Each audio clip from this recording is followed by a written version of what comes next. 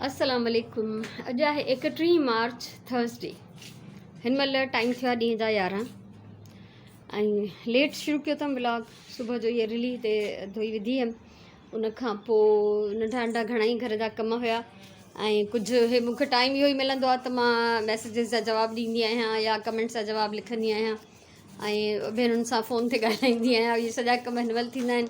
ॿियो हिन महिल जेको आहे मां डॉक्टर खां अपॉइंटमेंट वरितो, वरी जेके मां कल्ह टेस्ट कराया उन्हनि जे सिलसिले में, त उहो मूंखे मिलियो आहे ट्यूसडे जो वरी।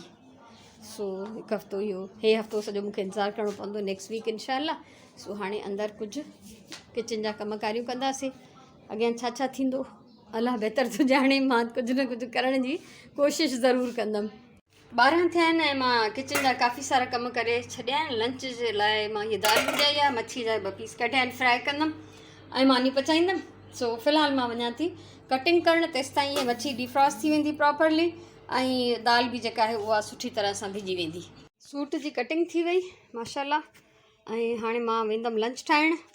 कुझु बचा बि आहिनि, जेके बचा आहिनि वरी हादिया ऐं राजिया त हाणे वॾी थी वई आहे टुकरनि खां, हादिया जा हिन मां वरी बि ठही वेंदा।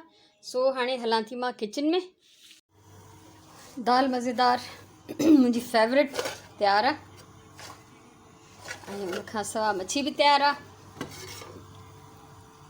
ये सभई रेसिपीज़ मुंहिंजे चैनल ते मौजूदु आहिनि। अगरि कोई बि ॾिसणु चाहे दाल रेसिपीज़ या फ़िश रेसिपीज़ बाय नसरीन वफ़ाई। सो हाणे त मां बमानी पचाईंदमि, उनखां पोइ लंच कंदमि, नमाज़ पढ़ंदमि, तेसि ताईं सुराण जे बि अचण जो टाइम थी वेंदो ऐं अॻियां असांखे कुझु ॿाहिरि बि कमु आहे, उहो पोइ ॾिसूं था किथे था वञूं ऐं छो था वञूं।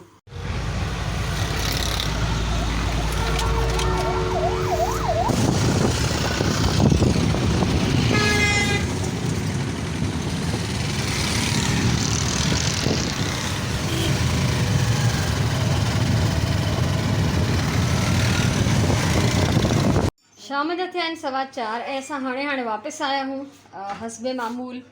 फ्रूट्स वरितासीं, स्ट्रॉबेरी, चीकू, गिदरा, पपीतो, सूफ़ ऐं कुझु सब्ज़ी वरितीसीं। लीमा ख़तमु हुया, अदरक थूम कोन हुई।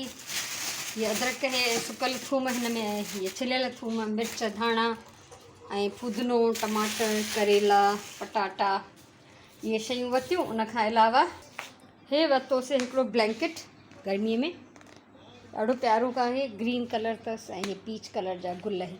त इहो कंहिं छोकिरी जी शादी जे लाइ वरितो आहे, त जॾहिं को आयो वियो त उन्हनि ॾे मोकिले ॾींदासीं।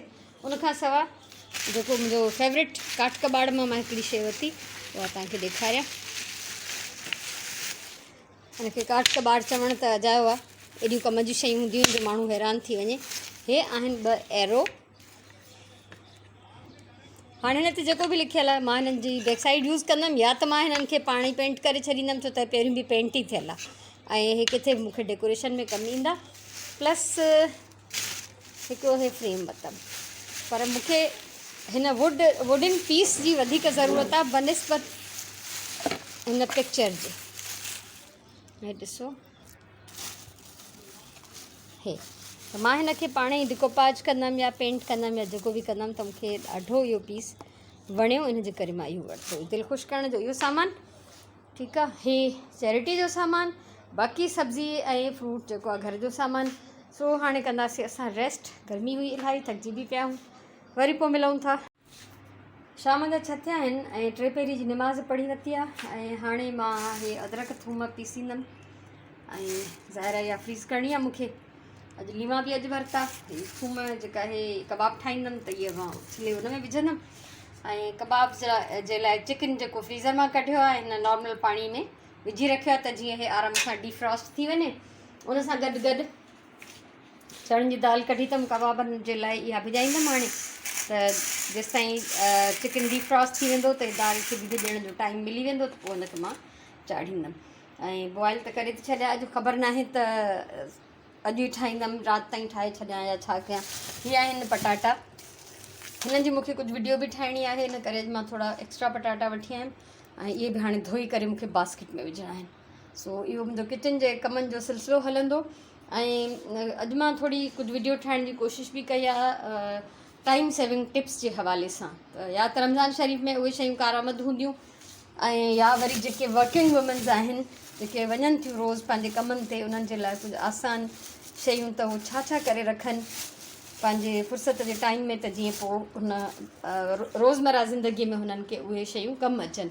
त उन्हनि में हिकिड़ो इहो बि आहे, जीअं कबाब ठाहे रखंदा आहियूं या अदरक थूम पीसे रखंदा आहियूं, डिफरेंट शयूं आहिनि, डिफरेंट टिप्स आहिनि, उन्हनि जी बि मुंहिंजी कोशिशि आहे। अॼु 2-3 क्लिप्स मां रिकॉर्ड कया आहिनि ऐं आस्ते आस्ते जीअं कुझु अञा ॿियूं बि शयूं रिकॉर्ड कंदमि त पोइ ठाहे गॾे हिकिड़ी वीडियो उहा तव्हां सां मां इनशाला शेयर कंदमि। सो हाणे मां मसरूफ़ थियण वारी आहियां हिननि सभिनी कमनि में।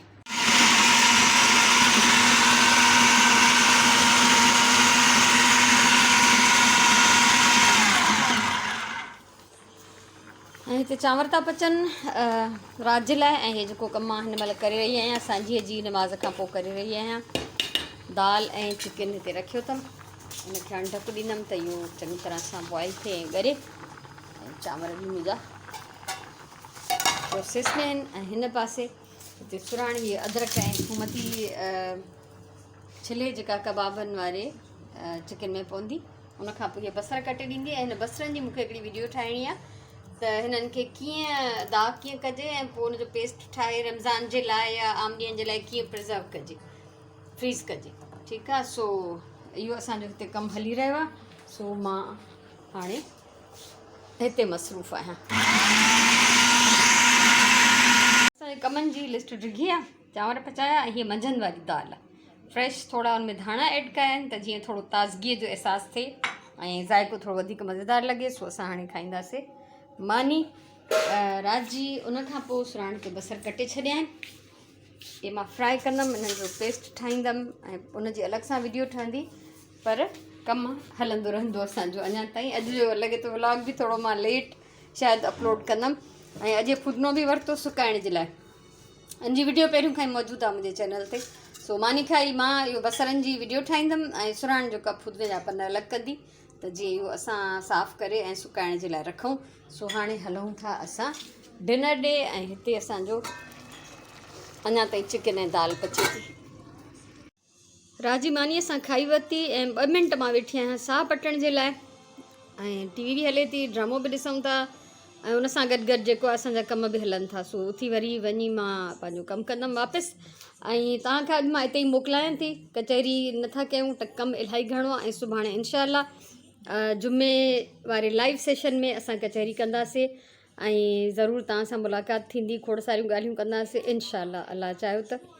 सो तव्हांखां मोकिलायां थी मां, मुंहिंजे तरफ़ां इलाही सारो प्यार, इलाही सारियूं दुआऊं, ख़ुशि हुजो, आबाद हुजो, सलामत हुजो। इनशाला असां वरी मिलंदासीं, तेसिताईं अल्लाह वाही।